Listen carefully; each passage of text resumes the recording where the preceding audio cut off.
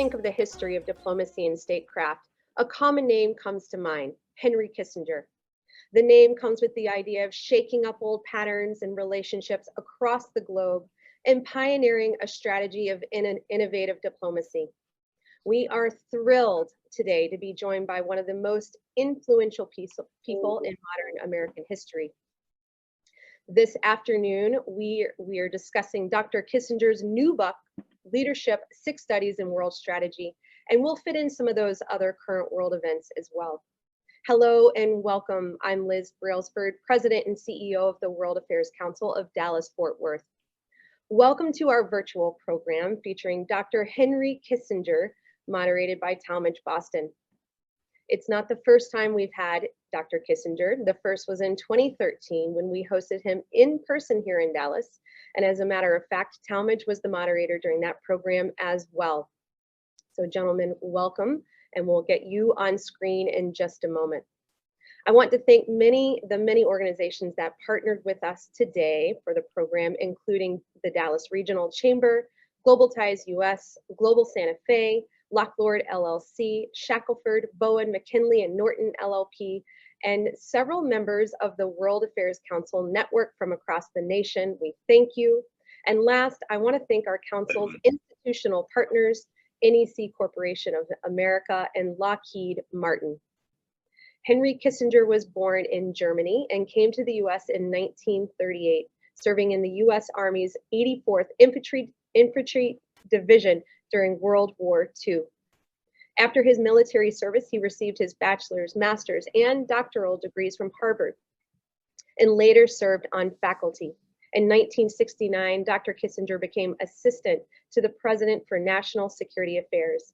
In '73, he was sworn in as Secretary of State under President Nixon and continued in the role until under President Ford. Dr. Kissinger is arguably one of the most important foreign policy theorists ever produced by the United States, directly overseeing the opening of diplomatic relations with China and easing hostility with the Soviet Union. Among the many awards he has received for his work are the Nobel Peace Prize, the Medal of Liberty, and the Presidential Medal of Freedom. In short, Dr. Kissinger's accomplishments are indeed the stuff of which history is made. The author of several books himself, his latest highlights include 6 famous figures and their leadership strategies, which we'll discuss today. The book is truly a sign of his extraordinary experience as a diplomat, given that each of the leaders are someone he has known personally. Now, I'd like to introduce our moderator, Talmage Boston, a good friend of the council, past board member and current member, is the author of 4 history books himself, 2 on baseball history, 1 on legal history, and 1 on presidential history, with a new one that will come out next fall. He's also a commercial litigation partner in the Dallas office of the Shackelford law firm, who has been using his cross-examination skills to do on-stage interviews of public figures and best-selling authors for the last 15 years. Wow, we have 2 fabulous speakers with us. And with that, Talmage, I'll let you take it from here. Thanks again, gentlemen. Great. Thank you, Liz. Welcome, Dr. Kissinger. Glad to have you back in the scope of the World Affairs Council of Dallas-Fort Worth. Your wonderful new book on leadership. You have many biographies. Can I see what your screen shows? 6 leaders: Konrad Adenauer of Germany, Charles de Gaulle of France, Richard Nixon from the United States, Anwar Sadat from Egypt, Lee Kuan Yew from Singapore, and Margaret Thatcher from Great Britain. And you say you chose them because they were, quote, the architects of the post-war evolution of their societies and the international order. And they, quote, redefined national purposes, opened up new vistas, and contributed a new structure to a world in transition. So why were these the standards that you used for choosing the 6 leaders? Oh, I've been observing leaders and participating with them. And I first wanted to to write an abstract book on leadership of what the qualities were. But then it seemed to me that the better way to describe it is to give 6 illustrations of people who led their country at specific turning points and the qualities that were needed at that time, and then synthesize them in a concluding chapter. And so this book arose through that process. All right, the first chapter is on Konrad Adenauer, who was the first chancellor of the Federal Republic of Germany and led his nation from 1949 to 1963. And you say he did it using a strategy of humility. In the years following the defeat of the Nazis in World War II, he met the challenge to return Germany to the international order. So how was his continued demonstration of humility essential for Germany's return post-World War to respectability, influence, and integration in the international order? In 1945, at the end of the war, Germany was as devastated as one could imagine an advanced country to be. The cities were in ruin. The moral standing of Germany was at an absolute nadir. I served in Germany with the 84th Infantry Division of the United States. And so we went through town after town, and I was in an intelligence job which had to focus on the civilian population. And so communications were down. And in this atmosphere, in which there was no central government, it took until 1947 until the central government was established. And Adenauer became chancellor by one vote. The parliament voted on by one vote, and he found a country that was divided. Russia had occupied the eastern part of the country, and with the communication system down and the 4 allies occupying different parts of Germany. In that atmosphere, he established his position as chancellor, but he had to get his people to accept these circumstances. And he had the allies to get to recognize Germany as an equal and to forget about what had happened during the war. So he adopted what I call the strategy of humility, accepting the partition of Germany, acting as a chancellor of West Germany, and emphasizing above all democratic values and institutions. And a debate in Parliament, when there were some objections, he shouted out, "Who do you think lost the war?" And made it clear that this was a duty now they had to carry out. And he brought Germany back into the community of nations, and he established and strengthened democratic institutions. And one of the high points of his career was when he was invited to Washington and went to the tomb of the unknown soldier and laid a wreath, and the German national anthem was played by an American military band.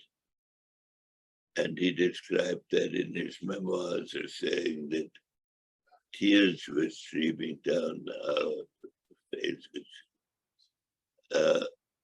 because we had reached a turning point in our history. And then he shepherded Germany through the blockade of Berlin, Russian ultimatums on Berlin. And it can be said that for about 50 years afterwards, every chancellor followed substantially his line.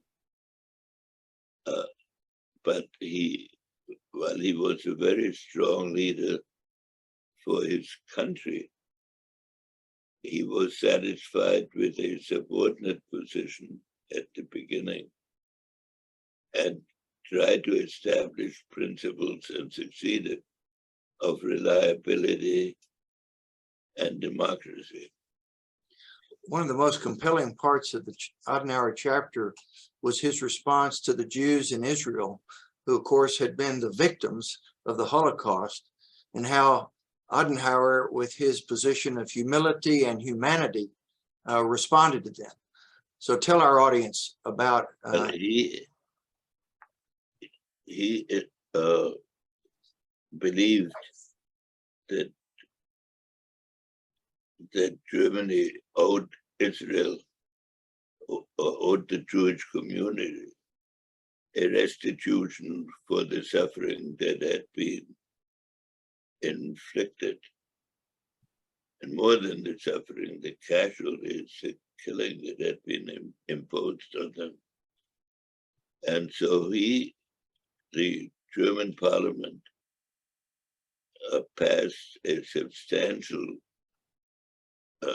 bill of restitution, and the German government established a system where people who were expelled from their jobs received some restitution for what they lost in that period, and to pay to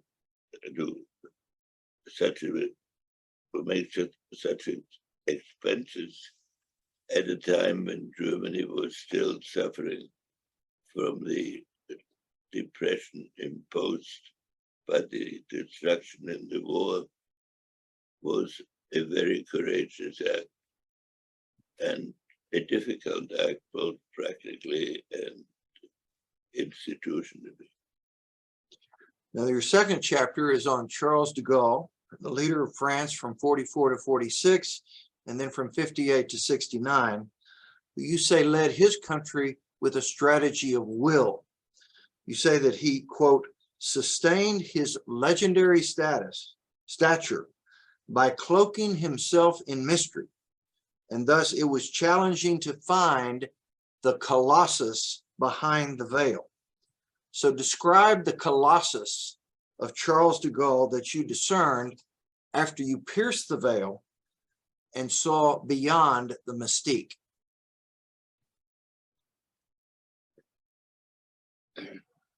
Charles de Gaulle was in 1940 the lowest ranking brigadier general in the French army. In fact, when the war started, he wasn't a general yet. He was made a general in May 1940 during the German offensive against France. But then when France surrendered and made a formal treaty of surrender with Germany, he fled to Britain without money, without the language, without any position from which he could claim leadership, and proclaimed himself the leader of a moral cause, and that cause was the restitution of the French experiences in the history of greatness. And Churchill summed up de Gaulle's position at the beginning by saying, "You are alone and we're alone, so we might as well work together." But even though de Gaulle worked together, and even though he depended totally on Britain, he did not accept any gifts, and he undertook from the beginning to repay everything that was given to him at the end of the war. So he became conceived as extremely difficult. And that is certainly true. And there was certainly my personal experience with him. But one always had to remember that at every step of the way, he had to re-establish a totally defeated country as a still significant, or having a still significant existence. And he took over when France collapsed. The communists were the largest party. The resistance movement was at the military arms. And de Gaulle came in with the Allies. And the French people didn't even know what he looked like, television not being in existence. And in his first encounter with them, they were focused on his being a very tall person. But then he established a democratic government and a very strategic foreign policy. But after less than a year in office, he resigned because he thought that the parliamentarians were passing a resolution, a constitution, whose provisions would make it very difficult to govern France in the manner it should be governed.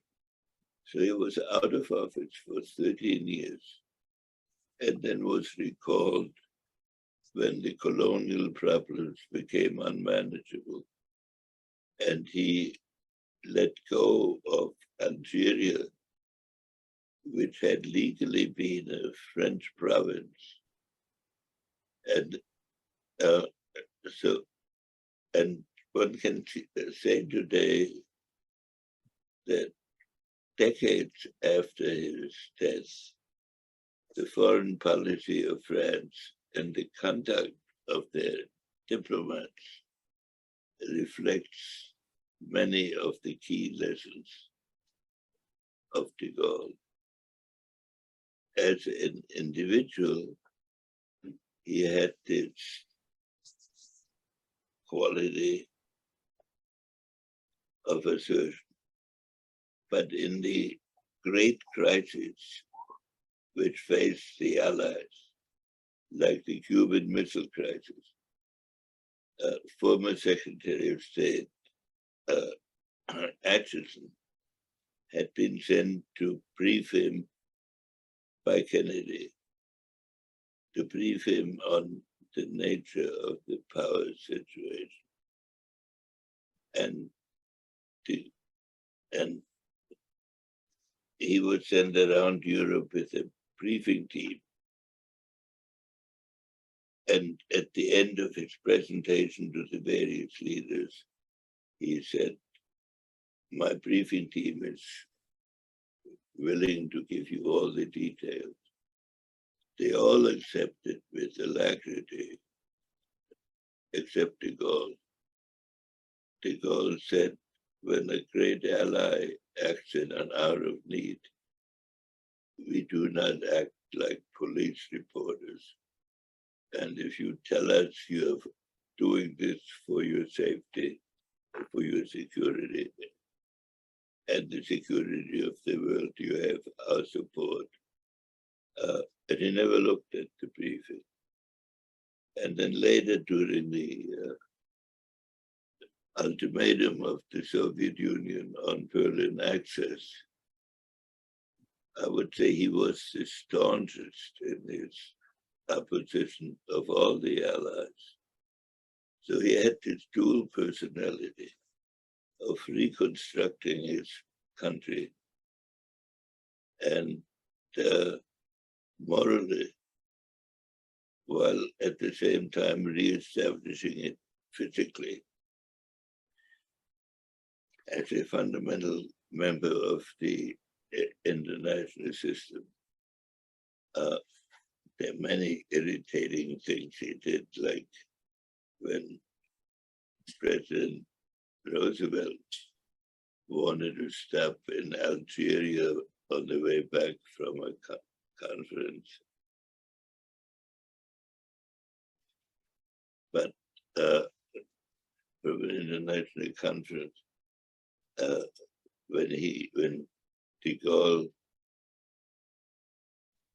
refused him to land in Algeria because he wanted to establish the principle that a foreign country could not simply announce a visit of its president on French soil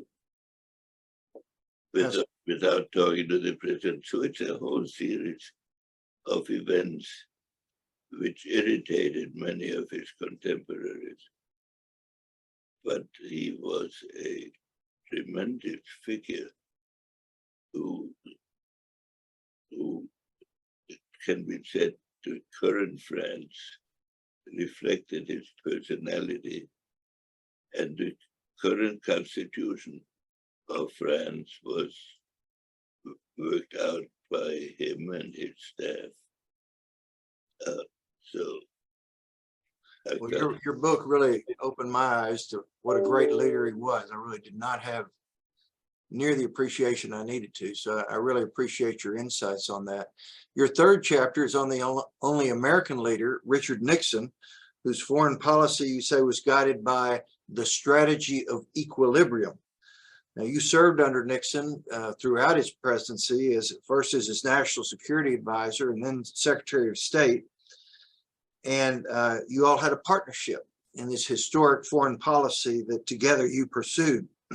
Now, in the most recent C-SPAN presidential ranking poll that came out in 2021, where all 150 voters in that poll are esteemed historians, Nixon ranked 31st out of 44. So my question is, but for the Watergate fiasco, which caused Nixon to resign in August 1974, where do you think historians would rank Nixon?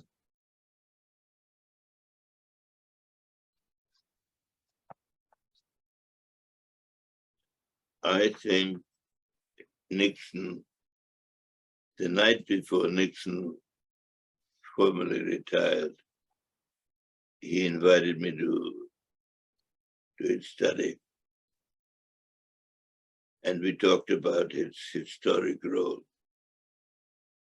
or his role in history.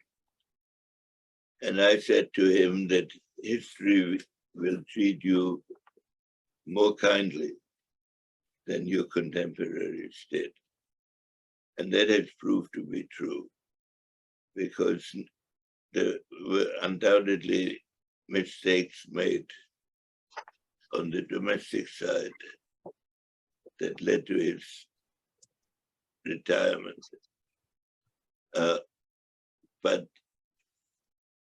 if you consider that when he came into office, the Soviet Union had just occupied Czechoslovakia,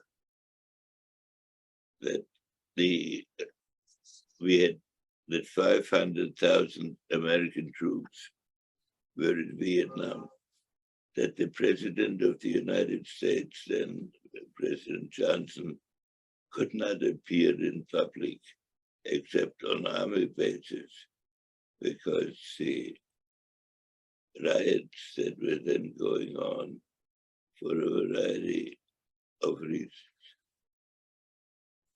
And that Nixon took over all of these problems, ended the Vietnam War on honorable terms, opened to China, and thereby created an alternative in our foreign policy for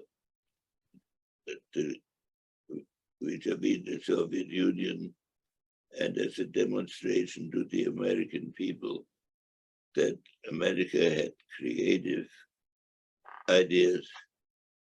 So I treat Nixon as having put American foreign policy on a basis that could be checked against the American national interest, and that avoided the oscillations between excessive optimism and a kind of isolationism.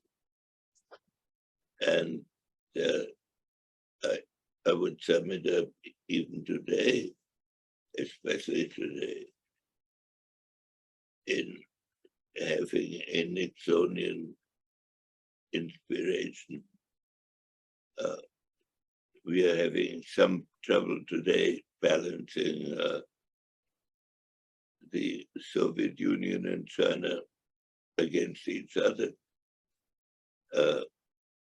But the basic Nixonian principle was to achieve this, and it was achieved in his administration and in many administrations afterwards. So one of the most controversial aspects of the Nixon presidency was his process for getting US troops out of Vietnam, in that it took so long. Looking back with 2020 hindsight, is there any aspect of our withdrawal that you think we should have done differently?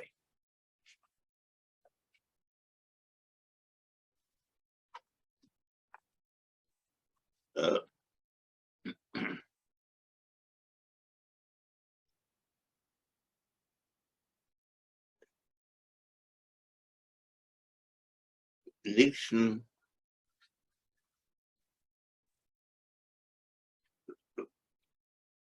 the United States had 500,000 troops in China, in Vietnam, that were put there by the previous administration. And they had been there for nearly 10 years, and there had been no progress in diplomacy, and it seemed like an endless war. There was great impatience by people to withdraw troops. But Nixon's judgment was that if you withdrew the troops and the 30,000 casualties that had been incurred would appear to be totally wasted, the American ability to make other countries have faith in our capacity to defend them would go away. And so he went through a painful process of gradual withdrawal. When he came in, as I said, there were 500,000 in place. 50,000 were on the way to 550,000 altogether. 3 years afterwards, there were only 25,000 Americans in Vietnam, and the defense of Vietnam was conducted largely by, almost exclusively, by Vietnamese ground forces with assistance from American air power. That the casualties had dropped in the same proportion. That enabled him to achieve an agreement in which the communists recognized the government of South Vietnam, which is the issue on which the war had started in the first place. We failed in the end as a country because as a result of Watergate and domestic divisions, economic aid to Vietnam was sharply reduced. Military aid was eliminated in certain categories, and in all categories was inadequate. And then a law was passed by the Congress prohibiting American military action in, over, or near Vietnam. And that had the process, the result that we ran short of the forces we backed, were running short of ammunition and of firepower in general. And Vietnam collapsed militarily. It was one of the turning points and in the policy of the period, and it inaugurated several years of tensions and several Middle East wars, which would not have happened if the United States' capacity to impose its preferences had not been impaired so severely. One of the greatest things that you and Nixon accomplished is what, and tied to the chapter title, this equilibrium, this linkage of political and military issues in order to achieve détente. And as I read about triangle diplomacy that you and he masterminded, I had this image of three-dimensional chess, but because we're dealing in a world where there's nuclear warfare, it's also high-stakes poker, because you have to be a great bluffer in the very nuanced threats that are made. So give us your overview of triangular diplomacy and why in a world that we live in, it's necessary in order to achieve a balance of power.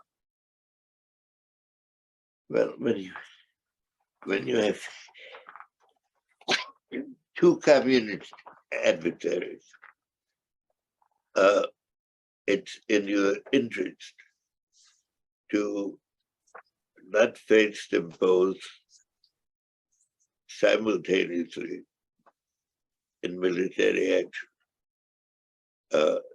It's a principle I fear we are violating at this moment. But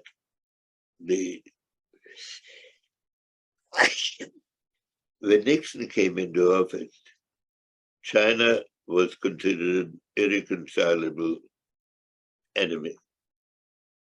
And we had to prepare for confrontation all around the globe. And at that time, we considered the Soviet Union the principal enemy. And we had a briefing that there was some military conflict on the Chinese-Russian border between the Chinese and the Russians. And we decided that in our diplomacy, we would lean towards the weaker, even though we had no relations with China whatsoever, but we wanted to prevent the balance of power in the world from being overturned. And so after we opened to China, Russian policy became much more conciliatory and much less confrontational. But our basic principle was that we should always be closer to either of them than they were to each other, so that we always had a greater bargaining position. And from the posture then, we could achieve a decisive position in the Middle East conflicts and repel several attacks, one on Jordan in 1971 and another one in 73 when there was a war on the whole system in the region, and lead that process towards peace agreements that are still maintained today. So Nixon marked a turning point in our history from a very difficult position. It was obscured by the domestic crisis that ended his presidency, which I always considered a great national tragedy. But therefore, I was honored to include him in this book of leading statesmen and contribute to a broader assessment of his abilities and contribution than was the case before. A member of our audience has a question related to what you've been talking about in terms of China, as to the way it was while you were the national security advisor and the way it is now. If you were Secretary of State now, attempting to invoke triangular diplomacy, what would you do different to try to bring things back into balance?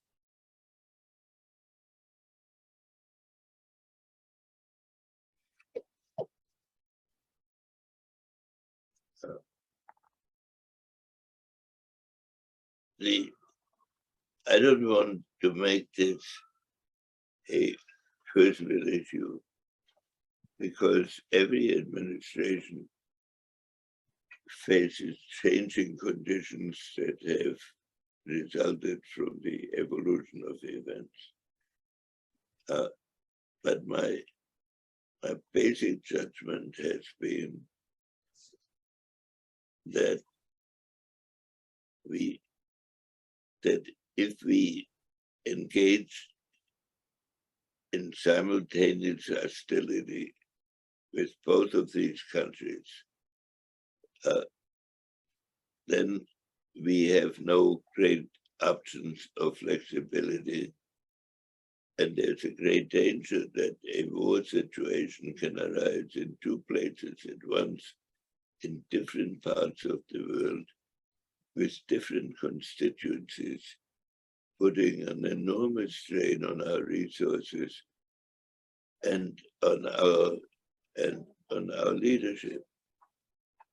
I say that as a general principle, but I have supported the administration in their actions in Ukraine, and so it's an issue that has to be looked at from the evolution of where it arrived at it. And the basic mistakes in Ukraine were made actually in previous administrations when the issue of membership in NATO for Ukraine was put forward. And that was a really profound challenge to Russia.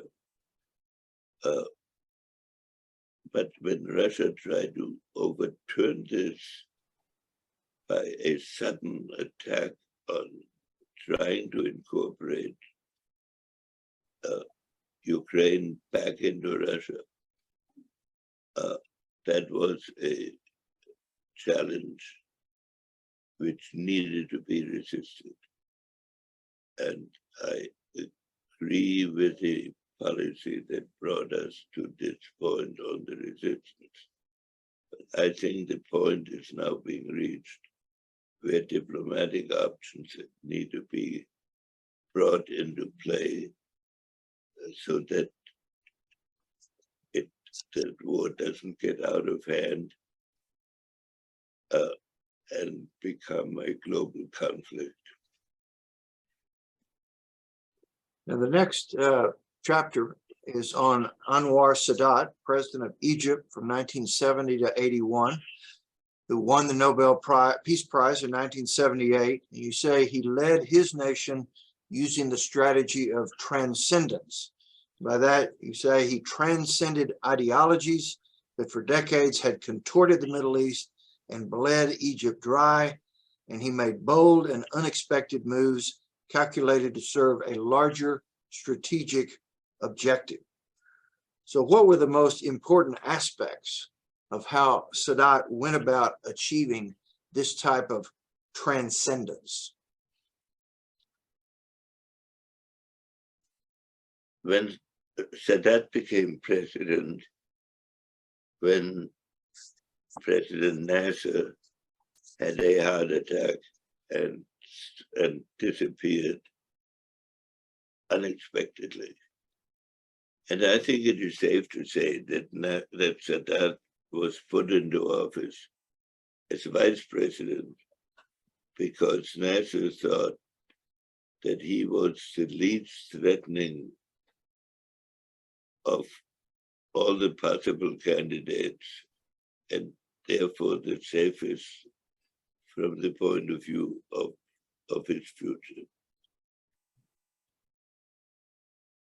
So Sadat inherited a set of policies that he wanted to change, but he had to move at first very carefully. But he had one deep insight, which was that the underlying cause of the conflict between Arabs and Jews in the region was a philosophical one, almost a spiritual one, and that he had to create a new basis of some common faith in the future. So he went to Jerusalem unexpectedly. No Arab leader had visited Jerusalem. No Arab leader recognized that the state existed. And he went to Jerusalem and made a number of beautiful speeches expressing that conviction.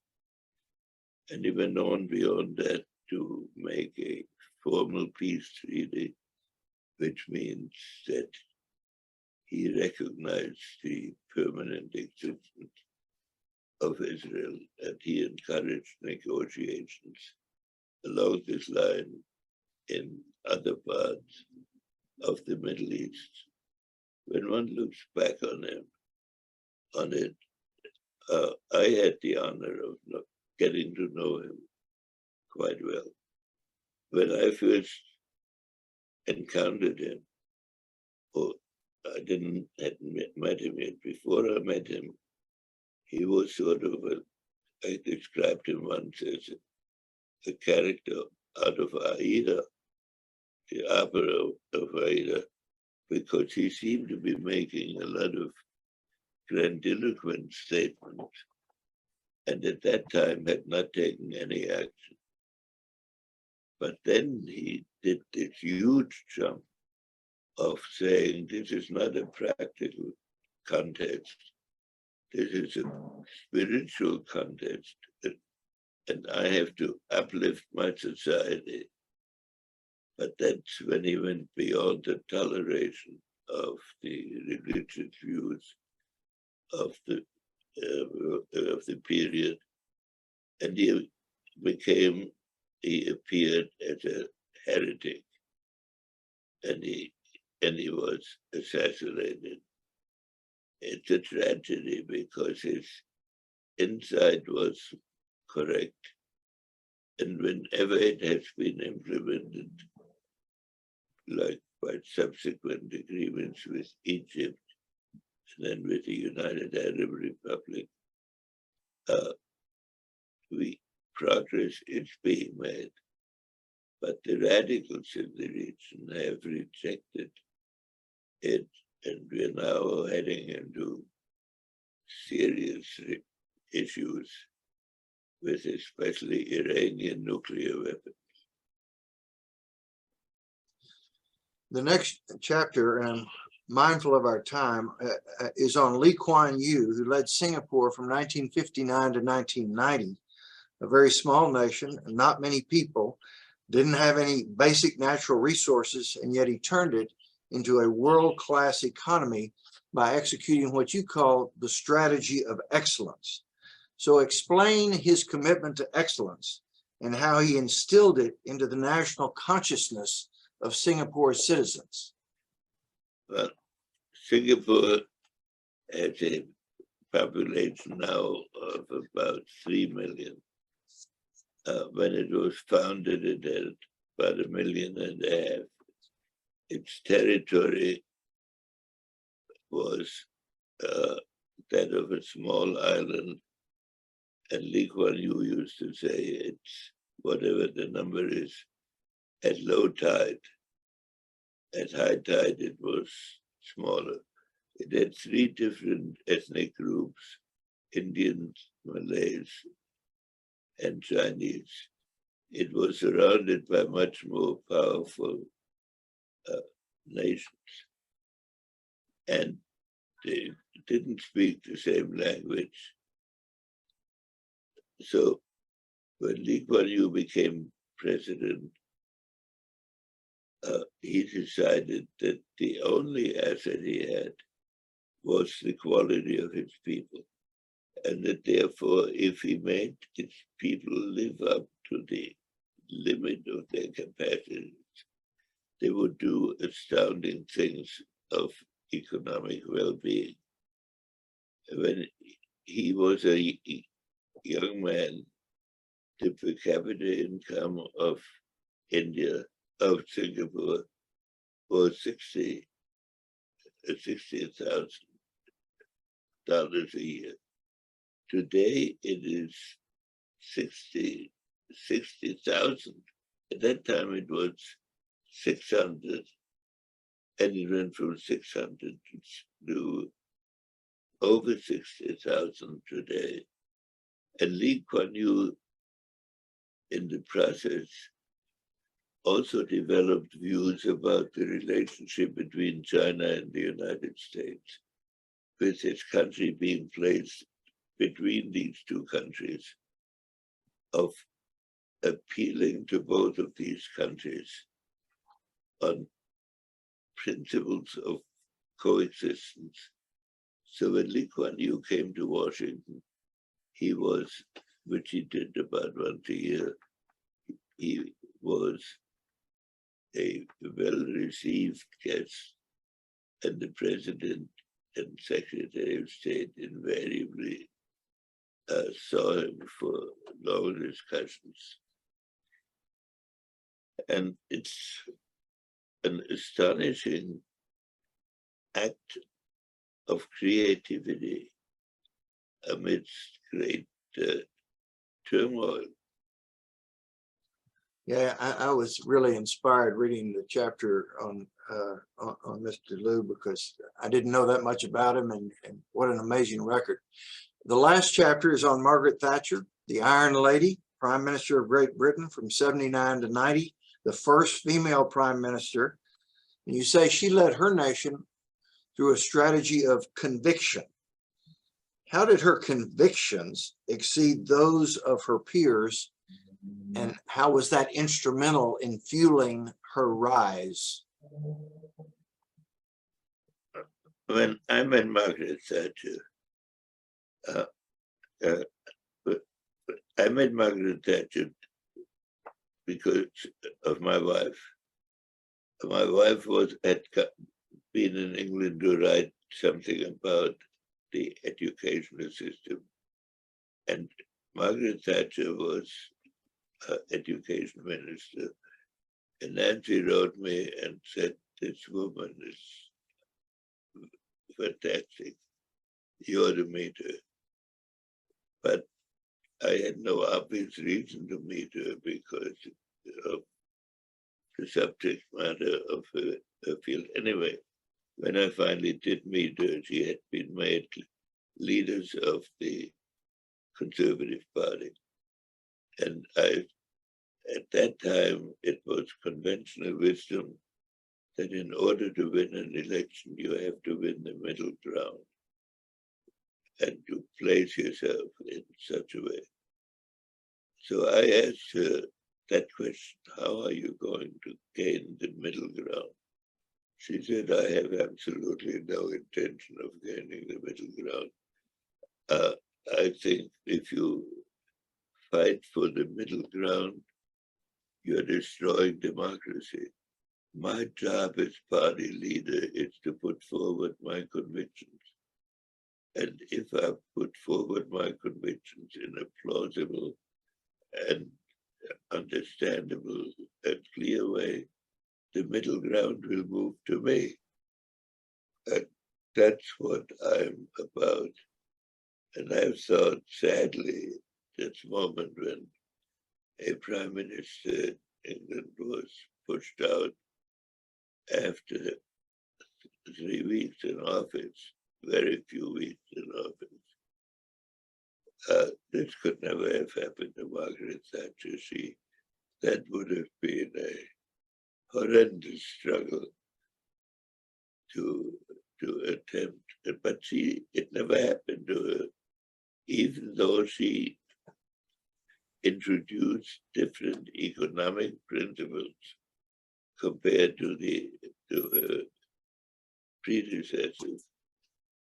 She won 4 elections, which is very rare in British history. And one of her basic principles was fundamental friendship with the United States. And she gave a special relationship, which Churchill proclaimed, a new significance.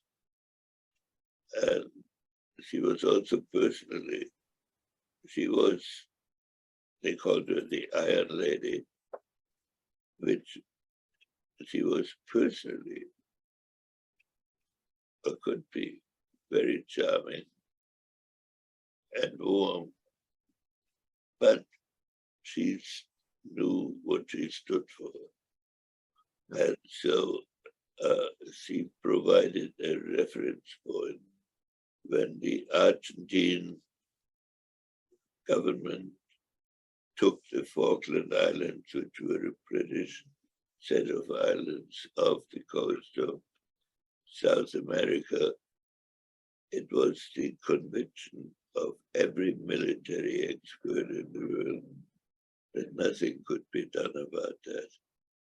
But Margaret Thatcher said, she had no particular interest in the Falkland Islands, but she said, you cannot simply permit countries to impose their will by military force and remain a country that's useful for alliances. Well, one of the fascinating things about her leadership was her relationship with Reagan.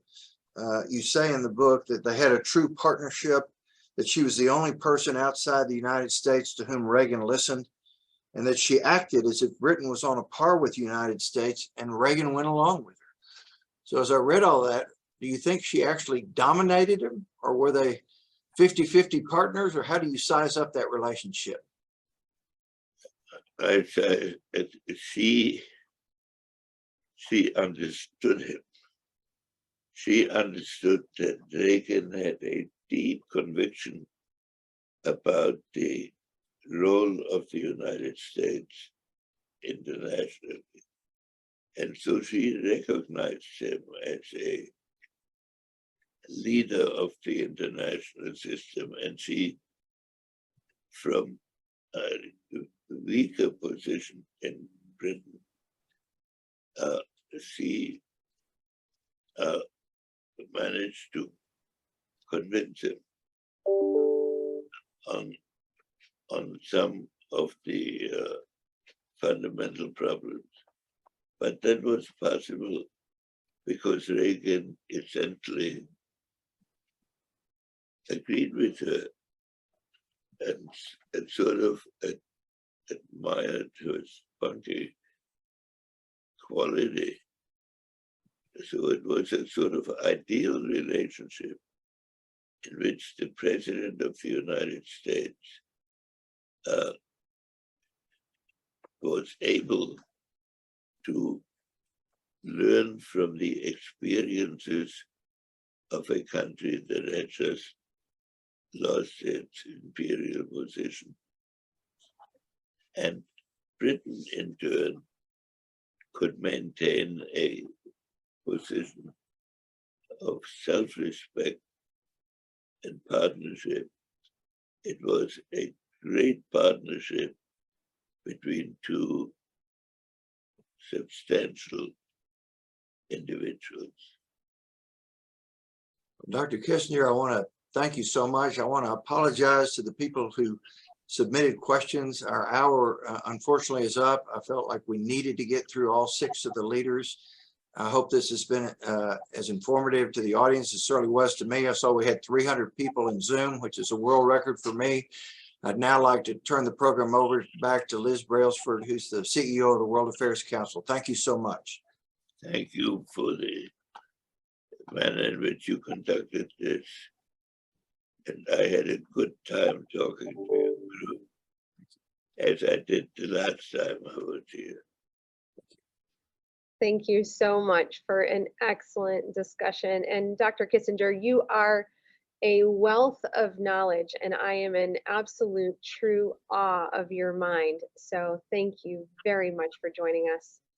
I just want to remind everyone in our audience, our wide audience that Talmage mentioned, that you can purchase signed copies of Dr. Kissinger's book, In Leadership, 6 Studies in World Strategy, online right now through our bookstore partner, Interabang Books. You can go to interabangbooks.com to order from this fantastic bookstore and grab your copy today.